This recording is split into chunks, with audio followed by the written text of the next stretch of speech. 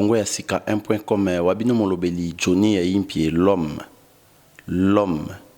à la tête de Jésus mbote lelo toyambi moko ya ancien représentant donc président ya comité fédéral pe représentant ya IDPS bambula ebele kati ana poto na Benelux donc mutunyo so ayebiye malgré asali moi mikolomikie azomona nate o na kombo ya Messier Mbouyi Pierre Mbouyi tokoyambaye lelo to solola moi masolo Yamboka. Bonsoir Papa Mbouyi Pierre.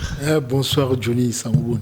Ouais, moi malam. Toyambio lelo nakati ya Congo ya sika 1.com pour to solola moi masolo ya mboka kasi na lombango penza toko kende na mituna poye penza awa poto tuno mituna ozongsa biano.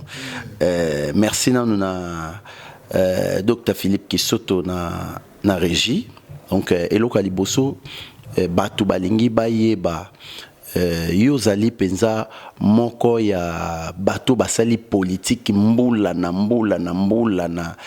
IDPS ozalaki penza bras droit ya papa Etienne Tshisekedi kasi eloko pesi moi mobulu tolingaki penza toyeba moi mituna kasi tokobanda mbala moko lelo église catholique emoni bino ba opposant bobundi bo sali le côté toujours échec église catholique est récupéré makambu nyonso peut récupérer pour la libération ya Congo étant que moto penza bunda mingi oya yebi penza makambo politique ya mboka na biso ozomona ndenge nini na ndenge ete le cardinal Mosengo totolo basango ba récupérer penza makambo yo bino ba opposant bozali na maboko mbula ebele ba monike boko kité église et récupérer yango pona yo avi na yo eza ndenge nini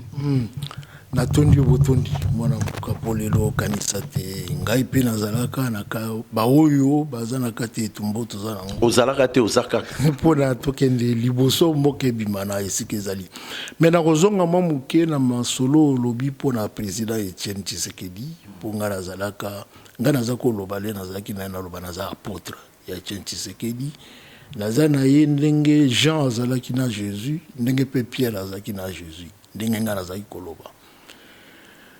Mais nazoki mwa mikakatano mike esali te naza isusu na kati ya baoyo bakambi lingomba wana te mais il faut nazala reconnaissant envers le fait que Etienne Tshisekedi azali leader oyo afungoli biso miso na mboka oyo biso Congo poti lelo toza na kati ya molili o babengi na lopoto obscurantisme mais moto yo ayena ba notion ya état de droit il y a une notion de légitimité politique, il y a une notion de culture de texte de la politique congolaise des alliés Etienne Tshisekedi. Donc il faut rendre à César ce qui est à César, il faut l'honorer. Tout ça, mawa mingi na ndenge etumbana ye kena sukate suki danzela, mais ali destin ya motonyoso.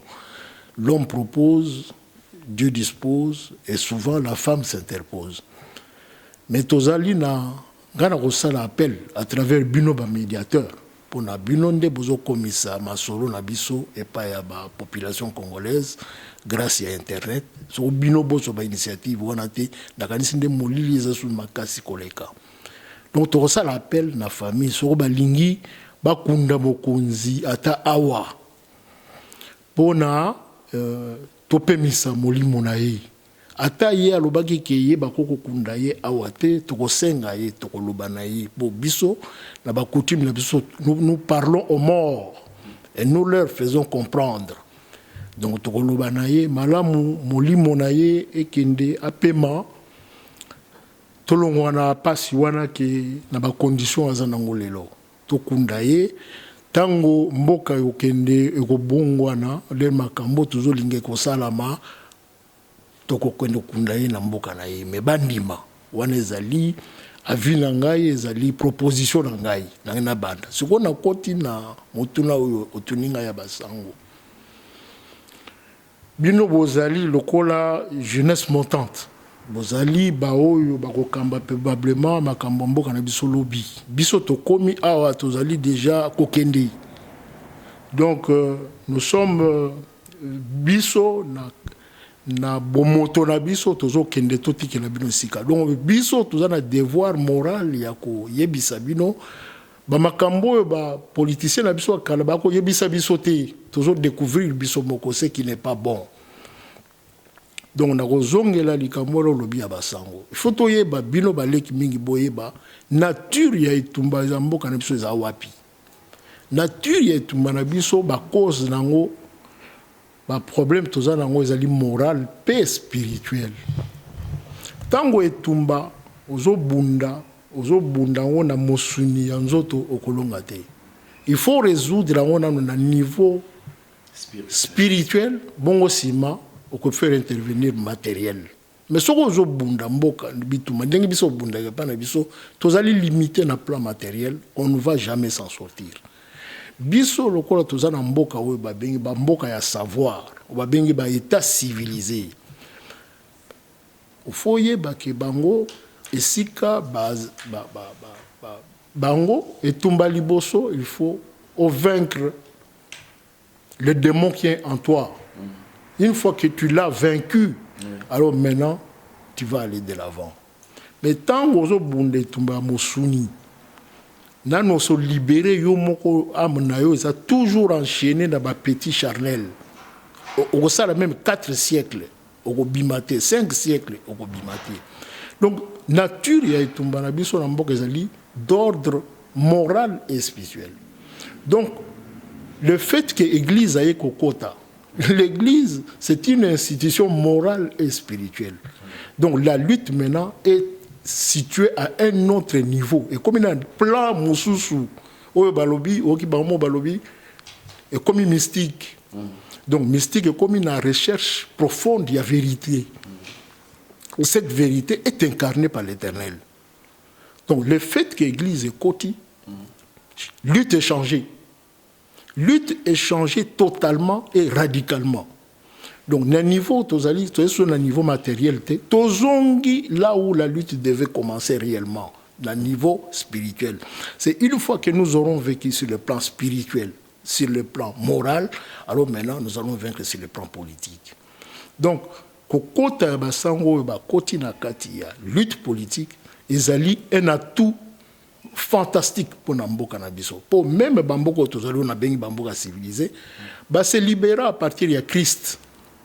Na ba apôtre naï. Bango ba bunde tumba na kati empire romain. Empire mokote lelo ezali équivalent à empire romain. Et ça qui n'a cruauté moko inconnu. Mais les apôtres ont vaincu l'empire romain. Et à partir de là, l'Occident a pris un tournant décisif. Donc, l'élo, tozali na message mounene oyo cardinal a memeli biso. Oui, ba catholique ba meka déjà comme ça la conciliation entre Mobutu na opposition. Bino boye biango, boagi bana Mikel Rwanda. Ça n'a pas marché. Mais l'élo papa oyo tozana ye a wuta na tiers monde, a wuta na Argentine.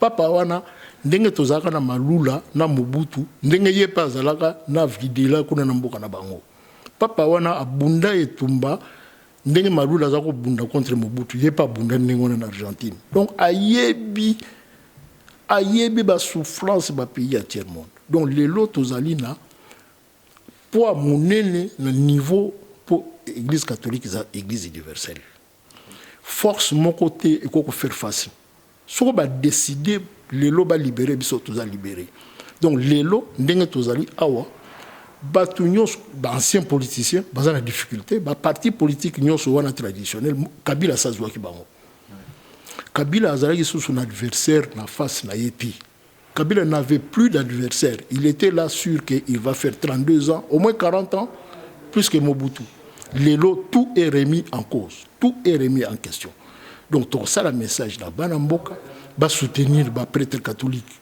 la lutte ou on appelle la lutte il y a peuple il y a aspiration il y a ba droit civil et civique il y a peuple congolais donc nous devons soutenir le cardinal pourquoi soutenir le cardinal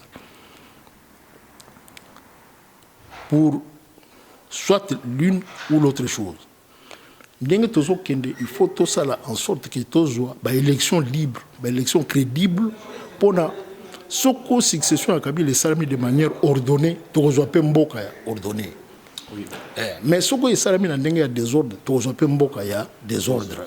Donc tout ça là en sorte que la condition cardinale a joué la condition qu'il faut pour une élection est crédible. Ce que Kabila a négocié prêtre catholique pour obtenir des conditions contrôlées par bango moko ba prêtre na communauté internationale pour une élection pouvoir à Kabila ezala interféré té élection wana ezala makambo ya ba vote électronique té ezala papier bic tableau ba pesa ba résultat dans chaque bureau ezala makambo ya ko concilier ba ni na bureau moko boté.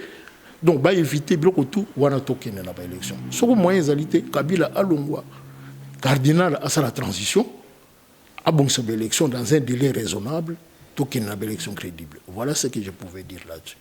OK, merci ndenge tozo solo tozo ebisabino toza lelo na papa Pierre Mboui oyo masolo boyo kaka imperium mutazwa mbongo imperium awa atinda ngona Congo yeyo donc aza mutu pamba te na IDPS azai penza poids lourd donc azai ko peser makasi kasi papa Mboui Pierre boyo kanizalaki makasi entre ba konzi to ba politicien ya Belgique na ya bisokuna ya Congo surtout na Kabila mais tu es comment na mbilinga ekoti kuna bakangi maison Schengen koto bakangi consulat ya Anvers o kuna bakangi na Goma na Lubumbashi mwa mbilinga penza ekoti makasi ba maison Schengen ekangami to yo mutu nyonso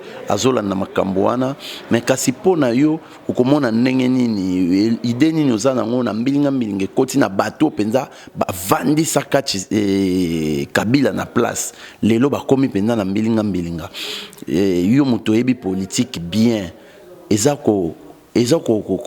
kolakisa biso nini ekoya oyebi l'air ngana zaka représenter IDPS na komela roi papa ya roi oyo na lobela epe makambwana na lobi soko ozo soutenir pouvoir autoritaire et le pouvoir à dictature pouvoir elingaka critique te ango ba interpréter ka pouvoir nyonso ya dictature et au kuti ya Kabila les dictature te pour dictature les ali c'est un appareil bien organisé hiérarchisé wana dictature et pas biso ezali la loi du plus fort brute et donc motunyo soit na autorité azo nyonga ba bazana na souye donc ezali ya te ezali ya bonyama donc c'est de l'animalité pure.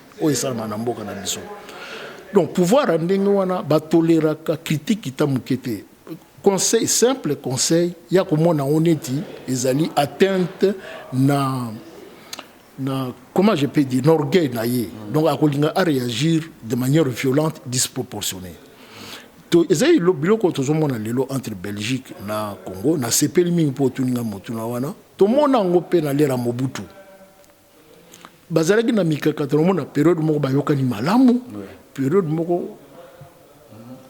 moko mona esali neti mikakatano bakoko luka ba négociation pona babongisa mais ngai na sepeli mingi na fermeté ya Belgique na sepeli na fermeté ya Belgique puisque à un moment donné trop c'est trop oyebi ngai pardon na une admiration mingi ya relation entre Sénégal na France. Mais pourquoi Sénégal na France? Boyokani mokolo mosusu Sénégal a betaka match ya football na ba français na France Sénégal a gagné. Et sali fête munene na Dakar na l'air ya Wad. Ngai na lobi na mwase na lobi oyo sokeza la Congo na Belgique des conflits bini. Ouais. C'est ça. Voilà. Donc, vous avez que les relation moko, les charnel, passionnel pour ezaniti mwasi na mobali voilà kuti biso moto benga bango banoko donc tu comprends que ezali ba relation ya raison te ya ba relation passionnelle et ngai nazaki d'accord na fermeté ya Belgique vis-à-vis ya Kabila puisque trop c'est trop quand quelqu'un bozo peut se conseiller à Zolokate à un moment donné pour Belgique azali bolinga to linga te Belgique azali neti père spirituel ya Congo au moins une relation ezali entre mboka oyo colonisa bino na bino ezali neti père na fils ezali symboliquement lengwana mais moto ya sala que Sénégal bayokana malamu na France ezali Senghor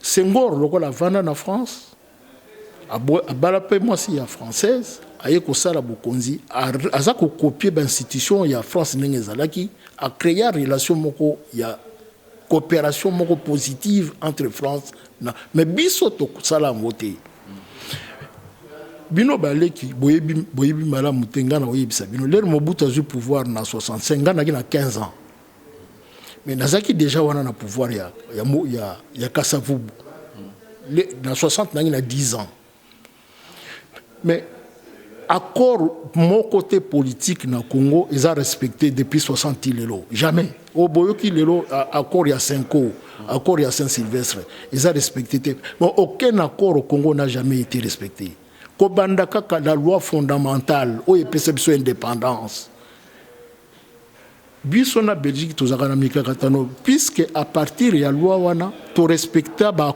clause ya loi fondamentale dès le départ. Mais bah homme politique na biso ya 1960 ba signé qui loi fondamentale wana. Soko so tcheki lapi na mukanda il faut respecter qui lapi. Ezate so comme na Congo au changer. Donc à partir ya wana ba relation na biso na Belgique et comment blinga donc et comment ka ba na mutembo azo sala ba calcul ya ba intérêt. Ba calcul ya ba intérêt. So bozaka kana ba calcul ya intérêt bolongoli bomoto. Bolongoli humanité bokene mosika te. Même na libala. Voilà, il y a moins de photos zongisa le compteur à zéro. Pour tout ce compteur à zéro, il faut nécessairement pouvoir et pouvoir tout rétablir la relation, il y a coopération positive. Total win-win. Biso tous on a des ressources, pourquoi tous on souffrir? Puisque le pays est gorgé des ressources naturelles. Mais nous vivons comme des gens condamnés à mort. Donc de génération en génération. Beaucoup de boyé condamnés à mort. Mais qu'est-ce que nous avons commis comme crime pour que l'humanité nous condamne à mort? Tout simplement puisqu'il y a des ressources. Mais créons des relations positives, bango baya ko investir légalement, ba créer ba usine, ba tout ba exploiter ndenge to na ba jekamine, ndenge to na union minière, ba ko exploiter ba mine, ba exploitant légalement, ba futa ba impôt. Ba impôt est ton ba classe et ton ba nzela bana bazwa misala mais lelo pillage des ressources pillage moko ondimate donc il faut tout recréer régime à Kabila il faut ilongwa tout recréer ba relation normale na yambo na Belgique recréons des liens qu'il faut au départ avec la Belgique. Reconstruisons une coopération positive avec la Belgique. Et le reste nous sera donné par-dessus tout. Le reste, c'est la France. Le reste, c'est l'Allemagne. Le reste, c'est le Royaume-Uni. Le reste, c'est l'Amérique. Le reste, c'est l'Italie. Bamboka wana sur la Chine. Bango, il se faut baser à la Sima, il y a Belgique. Toyo, Canada, nous avons Belgique, Liboso. Donc, nous devons nous transcender pour réussir cela. Voilà. Ok, merci Papa Pierre Mbouyi. Lelo, Moïse Katumbi, tu ko négocier, lelo teme, tu ko négocier déjà na Kabila, donc bongisi makam na bango boyokani ezongi yokolo banini esikawana. Mais oyebi lekilangai. Bana moni na bana mingi bakomi wana jana internet bakomi retour au bercail. Moïse Katumbi. Retour au bercail. Donc il rentre dans sa maison. Exil les a passés. Donc il rentre chez soi, il rentre chez son ami et frère Hippolyte Kanambe alias Joseph Kabila. Donc bako réformer Dio na bango. Pour qui opposition, il y a conviction. Katumbi n'a jamais été un véritable opposant à Kabila. Katumbi a été un opportuniste. Comme on l'avait vu avec Ngonz Karlibond et Mobutu. À un moment donné, Ngonz a dit sûr que Mobutu a Zokwea. A eu un exil. Et puis, quelques temps après, a coqué exilé. Et puis, non, Bayo Tandelaye, papier, a signé, a zongi. Donc, Ndenge Mongopena Katumbi. Donc, pour ça, l'opposition, il faut les moi sacrifice. Il faut sacrifice, on les a dons. Quand c'était que yo qu'on s'improvisait au Bundisa pour le Christ, il a été crucifié. Mais le Christ était à la fois opposant. Il y a judaïsme, il y a la coutume hébraïque et empire romain. Mais le combat du Christ était éminemment politique, était éminemment philosophique, avant d'être une lutte religieuse. Donc, dimension, on a monté. On a Yesu, on a dimension, il y a Mwana Nzambe, on a dimension. Mais le Christ était tout ça. Il a mené une lutte politique, il y a réforme, il y a société, lutte, il y a libération, et l'apôtre va continuer en haut. Donc, au leur opposition, il y a conviction. Ok, tu y vois. Et ça dit, il y a calculé le lobby comme ministre. Si on calcule le lobby comme ministre, et ça dit une vision courte. Il faut calculer dans le sens que le message on a ça, ils ont sémence. Sémence ou moisson, récolter, ils allaient les msungate. Donc, ils allaient lutter. Il y a Benda Bika. Benda Bika. Il y a rigolade. Voilà. Il y a un politicien qui a déclassé. Pratiquement, tout déclassé. Donc, il y a un bunda, mais baza déclassé. Il y a parti déclassé. Voilà. Ok, merci. Mais to kinengo lobi Moïse Katumbi na Kabila eza lokola makambo ya kombo tangi Ngonz Karlibon na Mobutu. Donc Moïse azalaki sûr que Kabila azokende moya azokende te aleleli lisusu babongisa po bazongisa relation na bango bien. Kasi Papa Mbui toyokaka bato balobaka kaka Congo est occupé et saka mobulu même awa na diaspora même na ba combattant même na ba opposant na mboka et comment soko lobi Congo eza penza occupé te ozwa problème na bato bamsu balobaka occupé te eza boye boye kasi occupation rwandaise oyo bakanga biso Rwanda mboka muke kokota na Congo plus de 100 fois ba Uganda wana comment esalaki bakanga biso ndenge bato balobaka occupation eza occupation ou occupation te c'est ça ezali question moko ya motuna moko ezali na pimbo makasi omoni soko bozana lingomba to bozana famille soki décrépitude morale côté bokomi très faible n'importe quel mot PPO ekoya ekomi mabino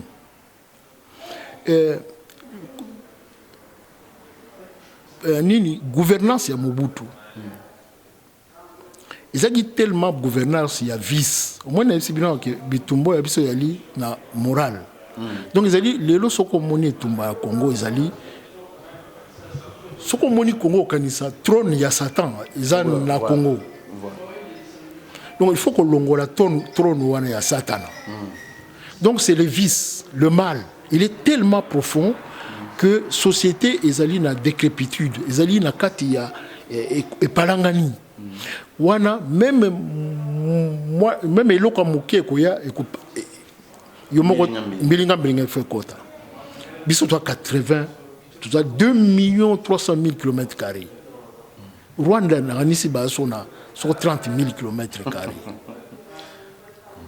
Donc ils ont même soni kolobake ba Rwandais ba occupé biso, ils ont même soni, mais c'est la réalité.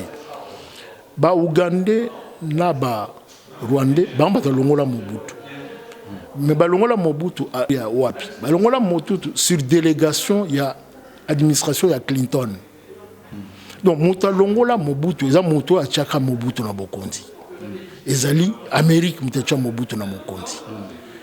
L'air bamoni Mobutu mblinga babando pese ba conseil ndenge bazo pesa Kabila lelo. Babando pese déjà à partir ya l'ère communisme kwei na fin ya ba année 80 babando pesa Mobutu ba conseil. Momona bino Mobutu akomi ko téléguider ba pillage. Pona atika na bokonzi ba élection sala maté. Ti bambule leki ti élection au Salamalelo, au Salamalobi, au Salamalelo. Il fallait l'élection Salama après Mboule à la conférence nationale. Oui. Barbi 2 ans. 92, rien. Moment va décider de l'ongolaï. Mais pendant que l'ongolaï, il fallait faire quoi? Luki va allier. Donc Rwanda, il y a Kagame. Kagame Azali, Agi Soda, il y a Mwana Muke na Uganda. Même les États-Unis, il format Ekuna. Azali pion na bango, et américain. Donc, va préparer pour à l'Ongola, Mobutu. Bakamatisco Kagame, bâtir la place à Mobutu. Kagame supervise l'Afrique centrale. N'enge Mobutu Azalaka. Bâtir Kagame. Avec accessoirement Museveni. Mais Museveni, penza a impliqué, Temutaza penza impliqué, Ezali Kagame. Ba américain, bâtir. Ba américain, bâtir, pesa y a moyen, il y a Kokotana na Congo. Et sikoyo balingi kolongola Kabila. Mais au bomona ike Kagame akutanaki na Trump na Davos. Na Suisse. Basolo makamba sololaki contre rendu zate. Mais tokoyeba makambo basololaki à travers le comportement ya Kagame. Kagame abando poser ba acte wane kolakisa makambo yo basololi voilà. Déjà, on a tangaki à balobi que bache ba généraux rwandais na affecté bango na mboka kuna pas na biso. Et tozo mona que il paraît ayokana ba kutana na Katumbi. Na yebité so que ça vérifié. Oui, ba photo ezali. Siko Katumbi azongi pa Kabila. Donc ba acte wana bazo poser ezo lagisa démarche moko boye. Voilà.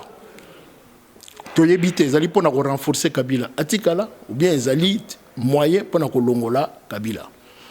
Mais en même temps tozomona ba Rwandais baza réellement na pouvoir pouvoir occulte. C'est-à-dire ba Congolais baza na liboso mais ba Rwandais bana sima baza masqué. Baza masqué par les Congolais. Ba Congolais wana lokola tozali na batu moko baza na conviction politique te baza utilisé par les Rwandais.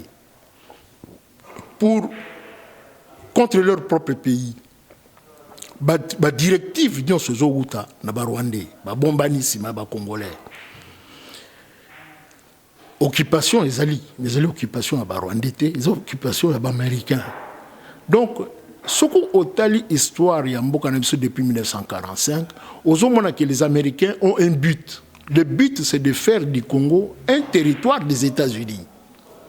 Ngana koma livre moko mena ye na ngwa wate na koma makambo na katinga na découvrir on a ba recherche on a salaki pour na sala livre wana ba américain baza batu ba kolisa mayele makasi biso toza na boumbu mais tozo mona boumbu wana te eza boumbu moko ezali masqué masqué ezali na blocage politique baza ko empêcher biso to pona ba konzi oyo parce que poni muto alingi à travailler pour l'intérêt na yo mais bango depuis Mobutu Tilelo c'est eux qui décident de nos chefs. Alors le président Trump a ça la message à lobby biso tokoki koyamba awa bato ba uti na ya Haïti na ba oyo ba uti na ba mboka ya tufi wana ya Afrique te madame tuyamba bato ba uti na ba mboka lokola Norvège bamboka lokola ba Suède nde bato wana ndengo sele mokili mobimba batombokeli Trump afingi biso ba pays de mer mais bino baza leki ngana landaka politique très bien avant Trump Sarkozy aloba Le problème de l'homme africain, le problème de l'Afrique, c'est que l'homme africain n'est jamais entré dans l'histoire. Et c'est là qui peut mblinga. Macron a voulu Koya Kalamingite, il n'a même pas une année, il a fait aussi une déclaration dans ce sens. Alors, le problème de l'Afrique, c'est que est civilisationnel. Et puis, bazo bota bana, 8 bana, 10 bana par famille, tout, yangwana ba moyen ba se développer exact. Ba toujours. Donc, biso toujours au moins il est comme sous et ko matisa yo, ezali critique. Critique wana ko sala au choc. L'air au sala au choc, il faut le changer. Oui. Mais pourquoi moto yo afingi ngai? Ngai je saka ba critique ko ba sala biso. To sala rationalité ndenge bango ba sala ka awa pour te répondre. Mais biso bana Congo to pona Mobutu te ba imposer biso ye. Biso bana Congo to pona Kabila PRT ba imposer biso ye. Biso bana Congo to pona Kanambe te ba imposer biso ye. Donc pendant un demi-siècle, nous n'avons jamais été gouvernés par les gens que nous avons nous-mêmes choisis. Donc d'où vient la merde alors? La merde vient de ceux qui ont implanté ces chefs chez nous. Alors nous leur demandons humblement, donc au sein de le président Trump, à souko la mer douana. Pour mer douana, et où est l'Amérique? Et où est pas société? Et où est l'Amérique? Mais maintenant, la merde se répand partout, jusqu'en Amérique. Alors nous demandons humblement au président Trump de nous aider, de nettoyer cette merde-là. Nous sommes d'accord avec ce qu'il a dit. Mais nous lui demandons les concours de nettoyer la merde. Mais qu'il fasse en sorte que les Congolais choisissent eux-mêmes les dirigeants qui doivent les diriger. Voilà. Ok, merci. Tokomi Kochité, vraiment vers la fin. Kasi Papa Mbouy Pierre, Tomoni, Ngombe, Bakoti na kati ya Bandundu kasi tomonaki Adolphe Mozito amekaki kokende koloba pona makambo wana. Alors Adolphe Mozito a sali ba déclaration que avi na ye komi en danger na ndenge peuple na ye ya Bandundu baza en danger na ndenge dénonçaki yango. Donc on dirait vie na ye komi en danger. Yo siko koloba nini pona likambo yo Adolphe Mozito alobaki? Vous avez lien na question tuninga ya occupation. Voilà. Moni alert biso tozali etumbo tozana ngo siko lokola basango ba koti na kati etumba. Na mokili mobimba ba ki jamais ko s'attendre que cardinal a poser acte ou a poser. Donc banguna bango nyonso to baza siko yo ekenge. Bangombe za piège. Eza piège oyo batendre biso. Surtout sali attention te et ko bimisa trouble munene de sorte que et loko tozo linga to bimango malamu et ko bebila biso. Donc il faut tous la ekenge. Et soit baza ko sala en sorte que tozo ba machette to landa batwana baza bien armé ndeng balobi baza ba bouvier wana bazali ba soi-disant bouvier mais bazali bien armé. Les biso to linga to attaquer bango na ba violence. Mbala moko ekobaluke la biso poto yebi makambo oyo na divorce basololi na bato na robité. Donc faut tous ala très prudent to lingate etumba oyo toza nango lelo na cardinal tous ala sortir ala vers le haut. Batu mingi bino bwagi bana mike na sinon bobota magite na kwilu batu bakufa makasi na bitumba muleli et batu wana ya kwilu na batu ya kwango baza ancien guerrier batouana ozomona. Donc ce qui est commis na niveau moko ya ba contrainte ya makasi toujours risqué ba trouble o to yebaka toujours kala et bota masolelo. Je crois que c'est le but qui est recherché. Donc ne tombons pas dans les pièges. Biso to lukake lokola tozali na combat ya vertu, combat ya ba valeur. To bimaka kana ba vertu na valeur. Na négociation politique de sorte que batouana bazonge pa na bango batika biso. Est-ce que bazonga na kimia ndenge lelo soko mobilisation et salami makasi autour ya Mosengo soko population penza cohésion et salami batouana bako céder pour les Rwandais face au Congo. Ils peuvent pas, c'est puisque nous sommes très divisés. C'est puisque nous sommes très divisés. Mais ce que nous sommes se coaliser, si Maya cardinal, et qu'on je suis presque sûr.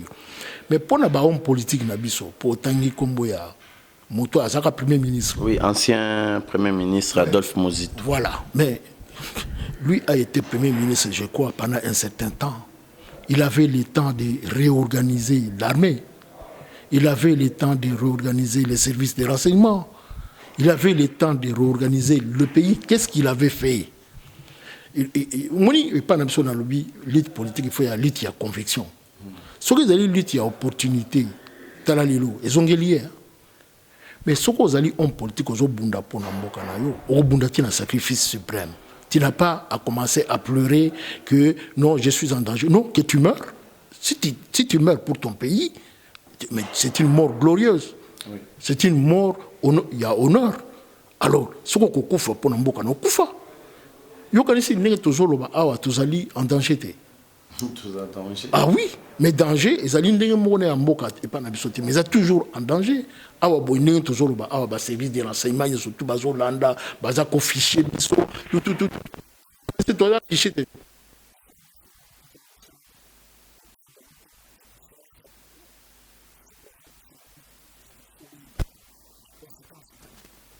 Donc, ce qu'on veut défendre la population, la conséquence, c'est ça.